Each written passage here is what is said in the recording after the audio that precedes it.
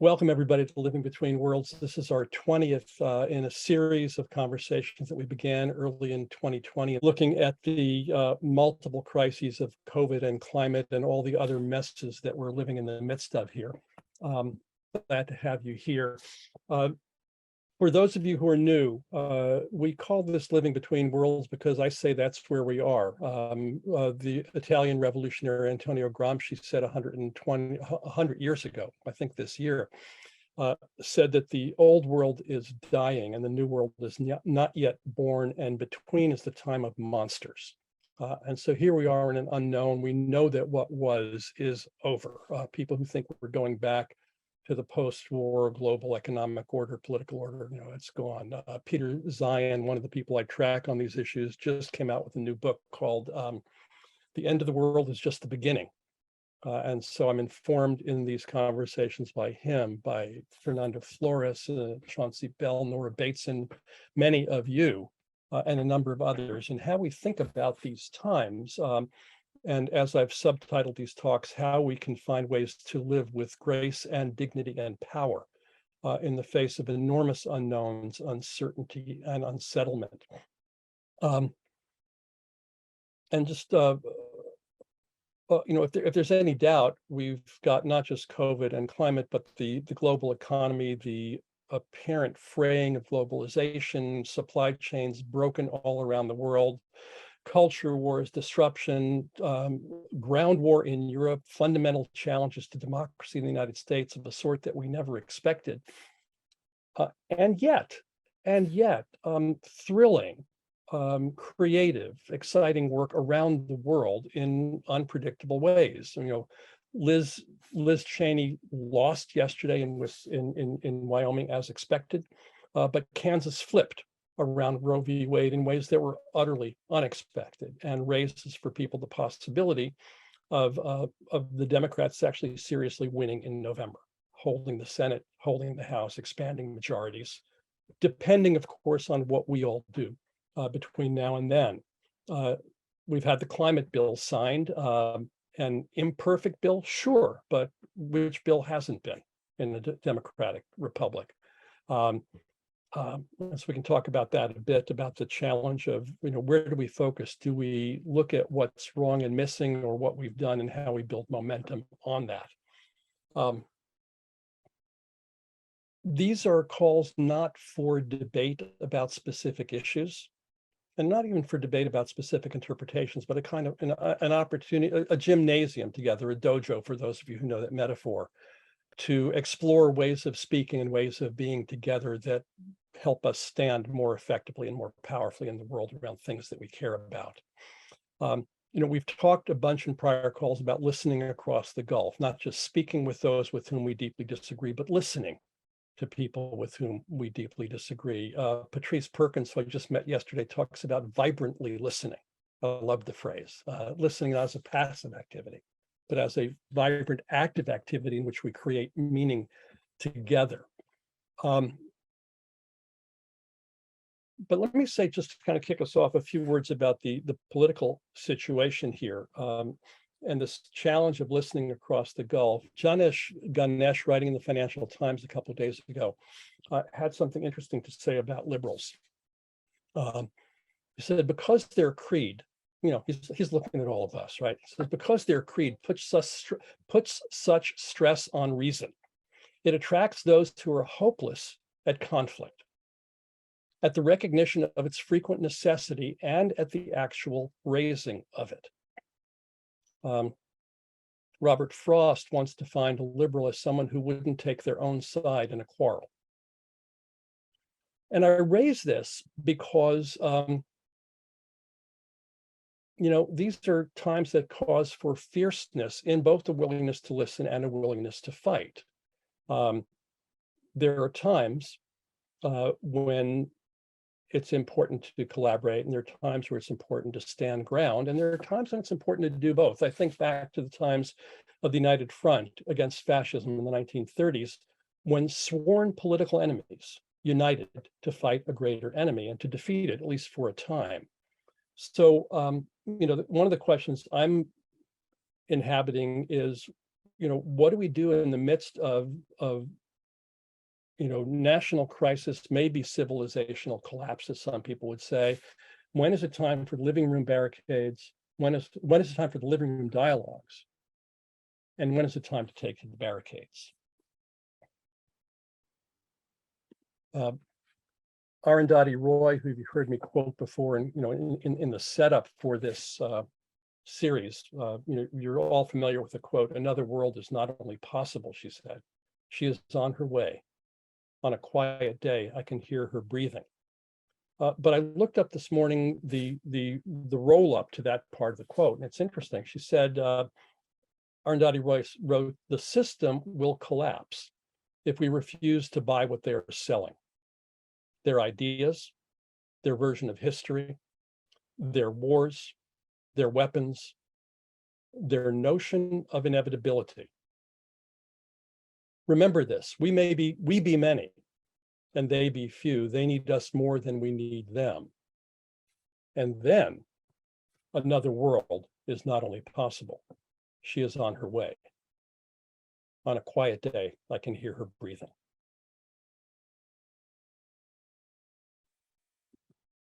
So let me hear from you. Let me actually, just by way of introduction, what we're going to do here is for about 10 minutes, we'll have open conversation in the round together here.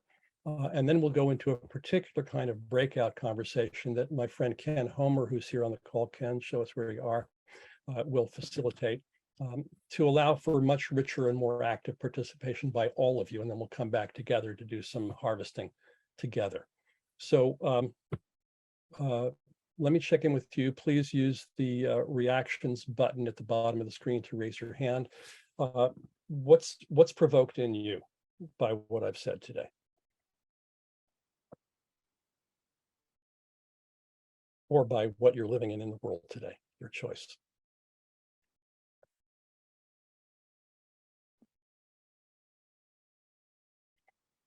Don, is that a hand raised to speak? Go ahead, unmute yourself and go ahead and please, and then others use the Zoom button to raise your yellow hand. Thank you. First of all, thank you. That was an excellent introduction.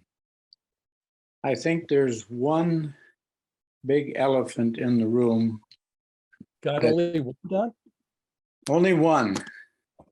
No, one, at least among others, that you didn't mention.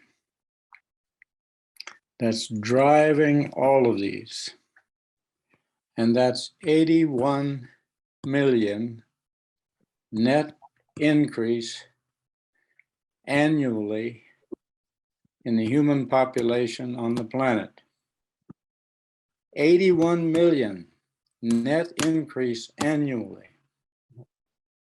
That is driving climate change. That's driving the potentiality or the certainty of food insecurity and political insecurity, et cetera, et cetera. Okay.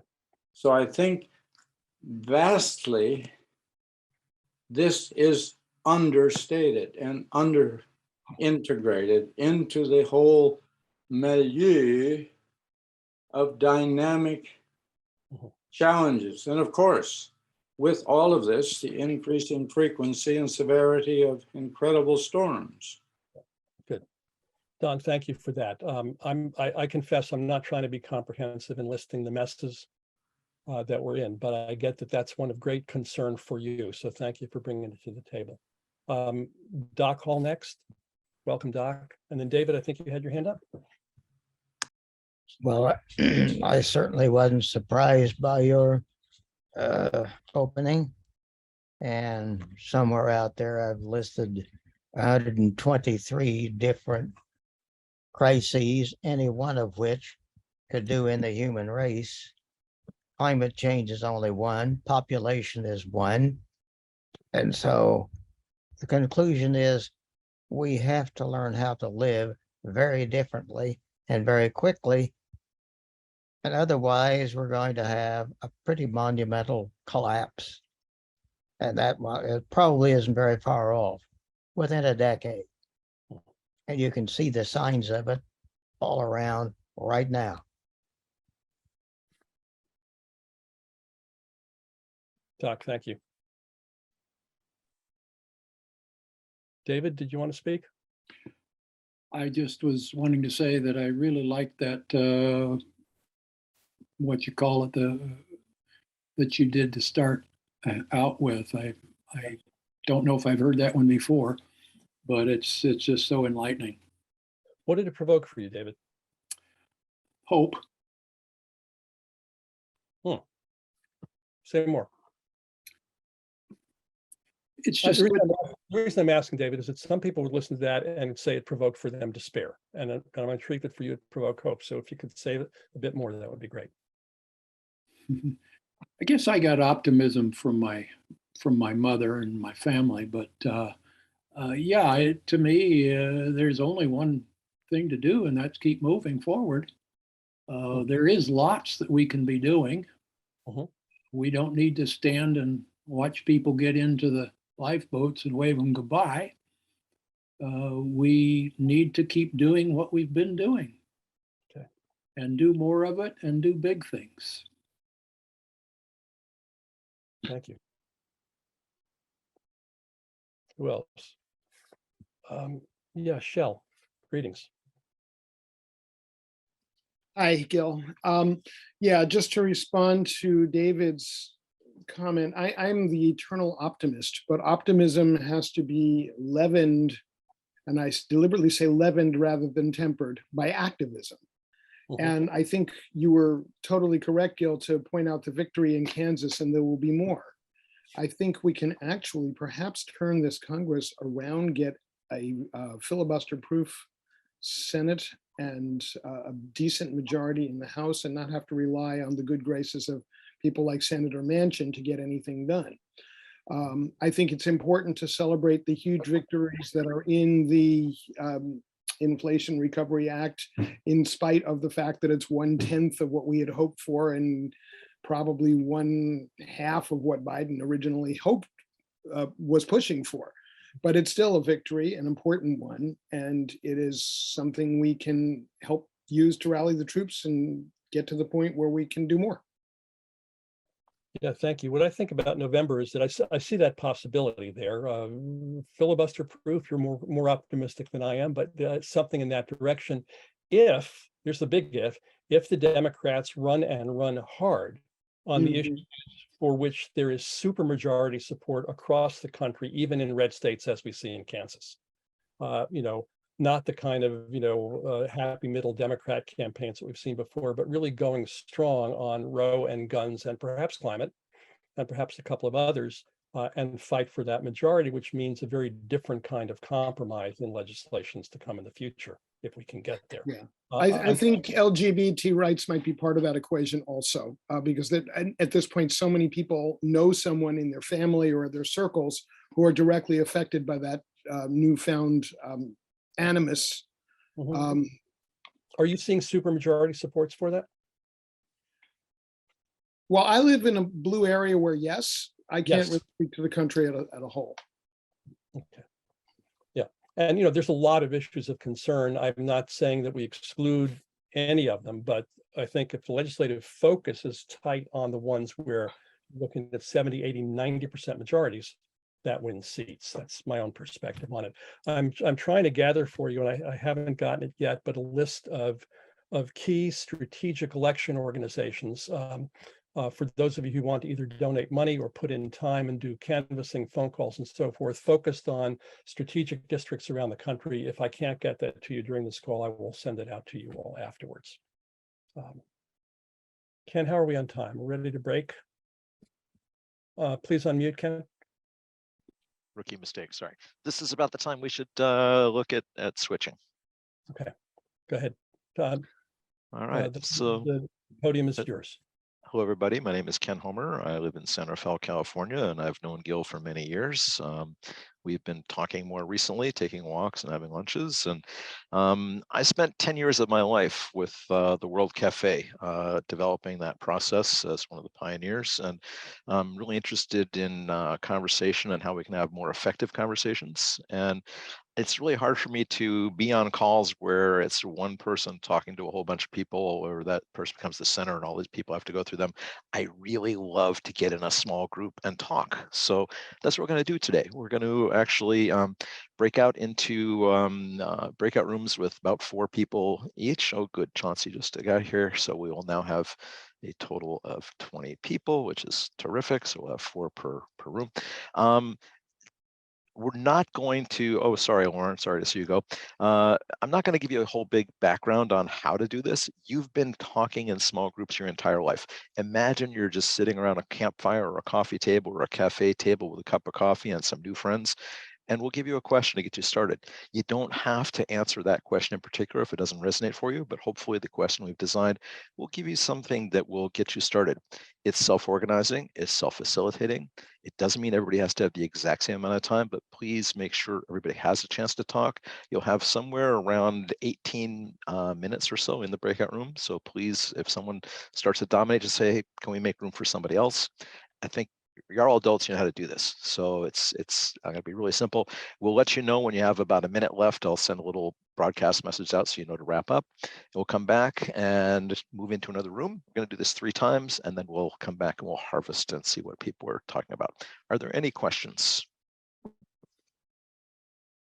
Brad, is that a question? Yeah, yes, I'm so busy doing other things. What was the question? I haven't asked that yet. So Okay, so I didn't miss anything. so Okay. you didn't miss anything. You didn't miss anything. All right. Any other questions about how this is going to work? Yes, TR Duncan. You're on mute. There you go. Can we have a 2-minute warning rather than a 1 minute? It just allows bigger groups to come together a little more gracefully. Sure. I will do that. Any other questions, suggestions, comments? Okay, I'm going to send you off into breakout rooms. The first question is, I'll put it here in the chat. Let's see, where is it? There we go. So what concern or concerns most have your attention these days? What concern or concerns most have your attention these days? What are you paying attention to? What's, or as a friend of mine used to say, not what are you working on, but what's working you? Okay. So let me see if I get these breakout rooms to go here. Oh, also, there's going to be a Google document where you can take notes. Let me put the link for that in the chat. So if you want to take any notes so we can all see, there's a link to the Google Doc. That is set up so everybody has edit access, and hopefully you will not have a problem getting in there. If you do, please let Gil or myself know. We'll try and straighten that out for you. All right, breakout rooms coming right up.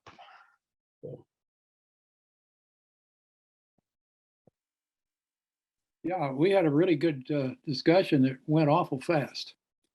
And mostly it was the positives that are coming, and then how do we get those positives out to a wider audience? Mm-hmm. I would say, is that a kind of a synopsis done? Joe says 2 thumbs. Yeah, good. I'd agree, because there are many of the kinds of technologies that we need to use to transition to the post-fossil carbon society that are increasingly being invested and increasingly being improved. And with the electrical vehicles issues and so on, getting the grids really transformed to post-fossil carbon systems is a crucial and doable concrete area, and we're really moving forward globally in many, many areas. Not as fast as we should, but just for us, we're going to be able to accelerate. And if you look at the rate at which investment in wind power, solar, geothermal, and so on is going, it's very hopeful on that side. Great. We'll take one more. David?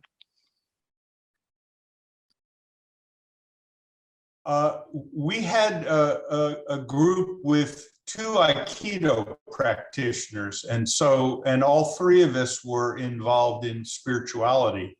And it dawned on me after coming back to this main group that the solutions to the challenges we face cannot be reached by the intellect. And I think it's a mistake to be engaging in policy level discussion here, that the issues are far deeper and far more existential.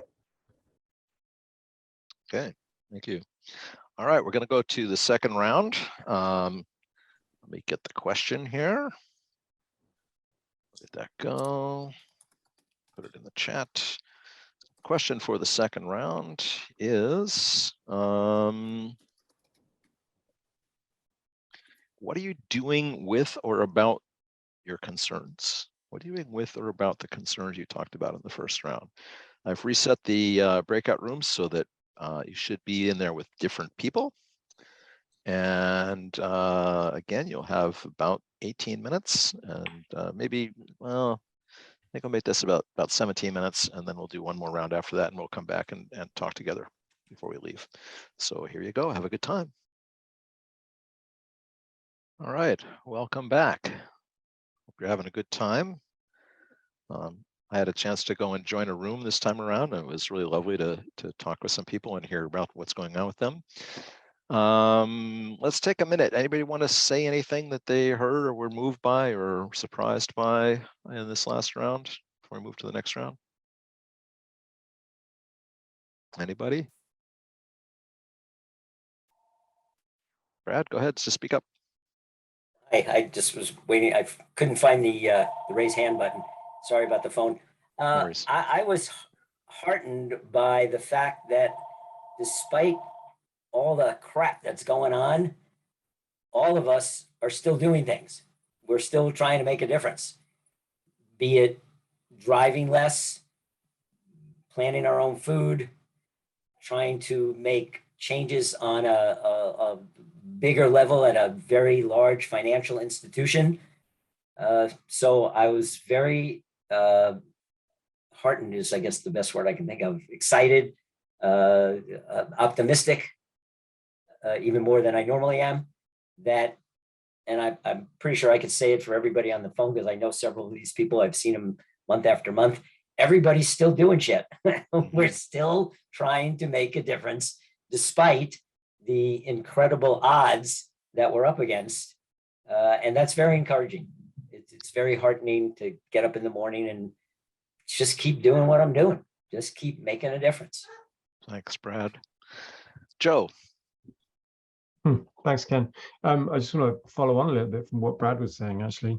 So in the two rooms that I've been in so far, sharing Brad's optimism there that everyone is still going. What occurred to me is also that everyone that I've met so far is working on slightly different pieces of the puzzle. And I find that reassuring because one of the things I worry about sometimes is going, I can't do all of it. I can only do this one little bit. And so I'm finding it reassuring to hear from other people that they're working on other pieces of the puzzle. So that's been good for me. Terrific. I'm going to move us along so we can get one more round in and then we'll come back and have a little longer harvest. So the question for this last round, and by the way, welcome, Stuart. Good to see you. We're doing some breakout rooms here. So the question for this last round is, what's your dominant mood these days? And what do you do to cultivate, reinforce, or shift it? So I'll open the rooms and we'll do 15 minutes this time. Excuse me, please Yes. repeat it. It's in the chat. It's what's your dominant mood these days? Okay. And what do you do to cultivate, reinforce, or shift that mood? What's your dominant mood? What do you do to cultivate, reinforce, or shift it? Thank you. Anyone else have a question, comment, request? All right, this one will be a little bit shorter because we want to have some time at the end. So I'm going to do 13 minutes. Okay, here you go. Thank you so much for playing along today on this little let's get together in small groups and talk. We have about 13 minutes. Let's hear from some people how that was for you. Anything you want to share, anything that touched you, moved you, surprised you, stayed with you, provoked you to think differently, heartened you, and anything. Just who'd like to share? Yes, Brad, please. This was one of the best ones that you've ever sponsored, Gil. I loved the interaction, the more people that I met and hearing different high highs, low lows, and a lot of in-betweens. Very inspiring, and I think one of the best ones I've attended so far. Thank you, Brad.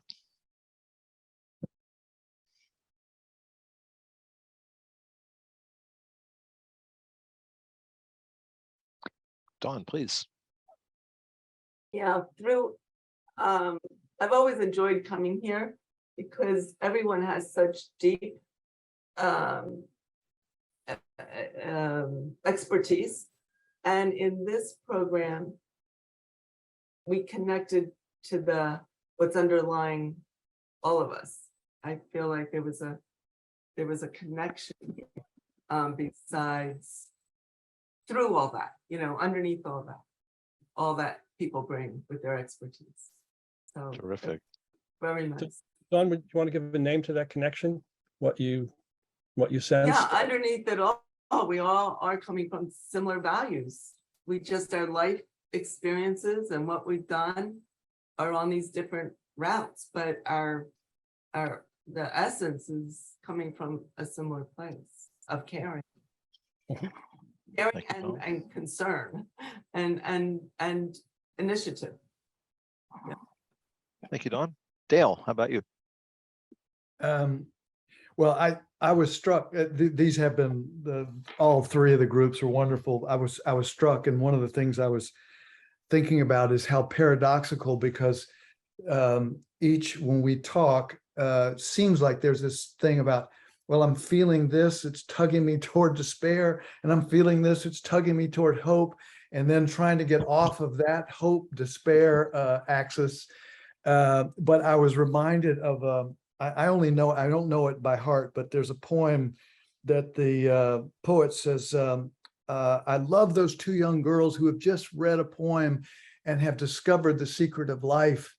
And I, who wrote that poem, have forgotten it. And so, it is like coming back. I say the half-life of my good attitudinal mood is very short. And so I have to put a lot of breadcrumbs on my path all the time. And anyway, so yeah, that's my little comment. Thanks, Dale. That was lovely. Who else?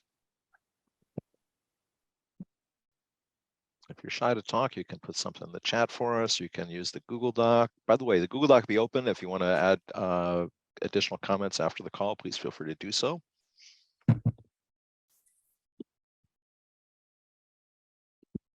Joe, how about you? You got anything you want to add?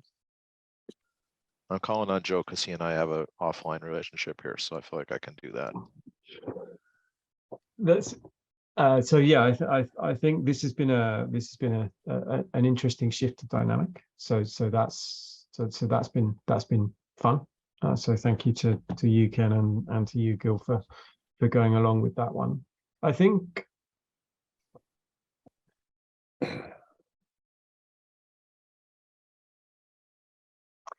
for me, one of the things that I sometimes find a little surprising, like every time, one of the reasons I come on this call is to remind myself that there are other people out there who are kind of thinking about and working on the same things as me.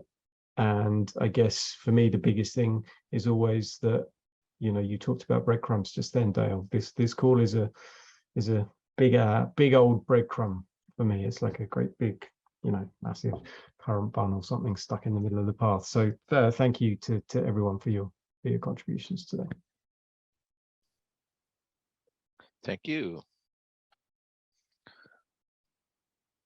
Gil, did you have any questions you want to pose to people? And how is this for you? Because I know this is a big shift for you to actually step out of the control chair and let someone else, play in your sandbox. How did this work for you? Well, this is what I've been wanting all along. I want, not a platform for me to give speeches, but a chance to provoke conversations that we can all have together, because I have enormous respect for each and every one of you, even though who I know just a little bit.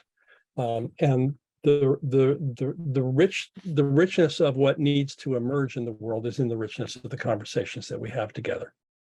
And this is something I've learned very much from Chauncey and others, that this is where we create worlds, is in our speaking, our interpretations, the offers we make to each other, the requests we make of each other, the promises that we make to each other. So I'm happy and curious, and I was in one of the great breakouts. I was with folks who were talking about hope and despair, and a couple of people talked about the notion of radical hope. Doc, I think you said it's the doing of things even when you don't know what the outcome is going to be. To which I add, even when you don't have any basis for predicting any outcome, it's sort of a commitment to do in the face of the uncertainty. I've got kind of a weird mood around the uncertainty. I mean, like many of you, Dale, you talked about the half-life of your good mood. I oscillate between anxiety and dread, and ambition and enthusiasm. And sometimes the cycles are fast and sometimes they're slow, but I'm finding more and more the background mood that I'm living in is a kind of mood of wonder, like amazement at what we are living through, for all its, all its scary aspects. We're in a time that's going to be looked back on hundreds of years from now as a pivotal moment in human history. This is what that stuff looks like. We learned about it in school, but we're in the middle of something. We have no idea how it's going to play out. I'm not constitutionally designed to just, crawl into a hole and wait for everything to end. I'm not constitutionally designed to just say, oh, fuck it all, let's go bowling. But in the midst of it, I'm just fascinated at watching this drama play out. So there's some days I just want to, kind of pull up a good easy chair and a big pot of popcorn and watch the movie. I'm also not constitutionally designed to just watch the movie. I want to be in it. So I'm always attuned to, where can I do things that speak to the things that I care about, hopefully speak to the things that other people care about, have a chance of having some beneficial impact. And if not that, at least, be engaging along the way. And man, this is wild. It's a strange mood, and it's one that I never would have expected to find myself in, because I'm usually much more attached to what the plot is and how the movie's going to end. And here I'm just fascinated by watching the story that we are living in the middle of. But again, not as a removed, dispassionate viewer, but as a guy in the game and watching the game at the same time. It's unusual, and it has fueled me to be more effective, I think, in the work that I'm doing, in the actions that I'm taking, the commitments that I have. Thanks, Gil. George?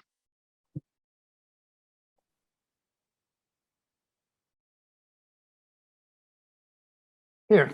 I like that idea of amazement, Gil. Mm. And there are so many movies going on at the same time, right? So I think we shouldn't forget that. There's the climate movie, there's the political movie, there's the war movie, there's the hunger movie, there's the weather movie, all of these different movies. There's the money movie, there's the people movie. All of these movies are happening at the same time, and we're all participating in them. Yeah. And I would also like to second what others have said. This is the kind of conversation that I've been looking for from these, to be able to meet all of you wonderful people in a small group, and then maybe figure out how we can do stuff together, one-to-one or one-to-many, because we're all doing stuff and we don't know what all that different stuff is. And maybe it can fit together. Maybe the piece that I'm missing is some one of you doing something else. And so I really appreciate Gil and Ken for putting this together today. It's been very, very, very, very, very good, and has elevated my mood. All right. Couldn't ask for more than that, for sure. Good. The many movies, George, I like that image. It's like, we're all in this grand multiplex, and there's the horror movie, the disaster movie, the rom-com, the political documentary. We get to choose which movie to go to. We don't control the way the world's playing out, but we can choose which movie to put ourselves in to some degree, and what mood to put ourselves in and where to act. And so thank you for that. And I'm delighted that this process, and Ken, thank you for facilitating this and actually for helping invent this. Pleasure. I'm delighted at the richness of the interactions that people would have. I would be, thrilled to see people plotting and scheming together and doing things together. I've been very clear from the beginning. I'm not trying to create a new organization. The board knows there's a lot of organizations out there we could participate in, and I don't feel called to create another one. But if this can be a venue in which people can find things to do together and collaborate together and reinforce each other's work, I'm thrilled at being able to help support that. I agree. I think that would be fantastic. I think we should give some serious reflection to what can we as a group and our respective groups that we work with make some plans for some concerted efforts. So I'd like to comment on that if I could. I just finished a book today called Change, How to Make Big Things Happen by Damon Santola, who's a social network analysis guy at the Annenberg School at University of Pennsylvania. And a lot of what we can do, we each belong to many networks. And the way in which our model of change has been viral. It's been, if you're exposed to a contagion, you become infected. And that works for simple contagions like information and ideas. I'd like to ask if it's okay with you if we go a couple of minutes over so we can hear from Peter and then a very brief wrap from me. Thank you. Not a wrap. Okay, Peter, briefly. Enjoyed it. I just want to know, the people in the Bay Area, I don't know who you are, on the 30th, which is next Tuesday in Corte Madera at Book Passage Bookstore, we're going to have an evening with Michael Mann, Great. climate Peter, scientist. could you put the details in the chat, please? Sure. So Next Tuesday at 6. Take a look at that. Again, just by way of wrapping up, thank you all for this. To the things that you've said in the last few minutes, I'd like to suggest that next time, Ken, if you're able to join us again, maybe you can open up with a bit more about Santola's work and this process of viral networking. And then let's presume that we're going to do another of these style, World Cafe breakouts. Let me invite each of you, please, suggest what the central questions for each of the breakout sessions might be. You had a model in what we did today. It should be something specific that people can focus on in 15 minutes and share richly about. Ken and I will cook up a more detailed request to come out to you, but think about how we might shape these conversations in a way that's going to be rich and productive for you. Okay. And let me just close. On Twitter, there's an Ursula Le Guin bot that's pulling out phrases from her voluminous and magnificent works. And the one yesterday said, no darkness lasts forever. And even then, there are stars. So I'll leave you with that. And the reminder that the stars are invisible without the darkness. Thank you, everybody. Go forth, do the good things you do. Thank you for being here. We'll see you next month. Take care.